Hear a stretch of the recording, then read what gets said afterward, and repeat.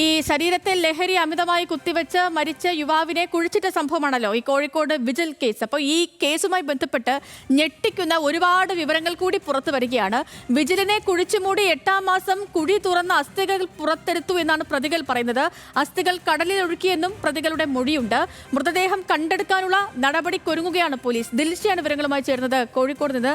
ദിൽഷ, ഇപ്പോൾ പോലീസിന്റെ റിമാൻഡിലുള്ളത് 1ഉം 3ഉം പ്രതികളാണ്.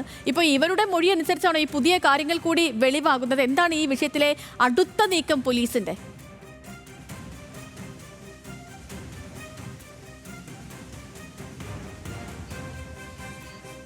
അതിലേക്കൊക്കെ തന്നെ പോകേണ്ടതുണ്ട്. ഈ കേസിൽ ഇപ്പോൾ പിടിയിലായിരിക്കുന്നത് എരഞ്ഞിപ്പാലം സ്വദേശിയായിട്ടുള്ള നിഖിൽ, വേങ്ങേരി സ്വദേശിയായിട്ടുള്ള ദീപേഷ് എന്നിവരാണ്. 1ഉം 3ഉം പ്രതികളാണ്. 2ാം പ്രതിയായിട്ടുള്ള പൂവാട്ടുപറമ്പ് സ്വദേശി രഞ്ജിത്ത് ഒളിവിലാണ്. ഈ രഞ്ജിത്തിനായിട്ട് അന്വേഷണം ഊർജിതമാക്കിയിട്ടുണ്ട് പോലീസ്. നേരത്തെ തന്നെ രഞ്ജിത്തിനെ ഈ കൊലപാതകം കാണാതായ സമയത്ത്, വിജിലിനെ കാണാതായ സമയത്ത് തന്നെ രഞ്ജിത്തിനെ ഒക്കെ തന്നെ ചോദ്യം ചെയ്ത് വിട്ടയച്ചതാണ്. പിന്നീട് ഈ ടവർ ലൊക്കേഷനൊക്കെ കേന്ദ്രീകരിച്ച് ശാസ്ത്രീയമായ തെളിവുകളുടെയൊക്കെ അടിസ്ഥാനത്തിലാണ് വീണ്ടും ഈ പ്രതികളിലേക്ക് പോലീസ് എത്തുന്നത്. 2 പേരാണ് ഇപ്പോൾ പിടിയിലായിട്ടുള്ളത്. അതിൽ ഇപ്പോൾ നിർണായകമായിട്ടുള്ള ചില വെളിപ്പെടുത്തലുകൾ പുറത്തു വരുന്നുണ്ട്. പ്രതികളുടെ മൊഴികൾ, അതായത് ഈ വിജിലിനെ കുഴിച്ചുമൂടി മരിച്ച് അമിതമായ ലഹരി ഉപയോഗത്തിന് ശേഷമാണ് മരിച്ചു എന്ന് കരുതി 2 ദിവസത്തിന് ശേഷം കുഴിച്ചു മൂടുകയായിരുന്നു.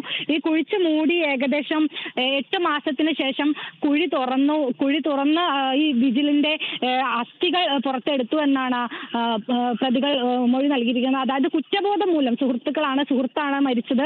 കുറ്റബോധം മൂലം 8 മാസത്തിന് ശേഷം കുഴി തുറന്ന് അസ്ഥികൾ പുറത്തെടുത്ത്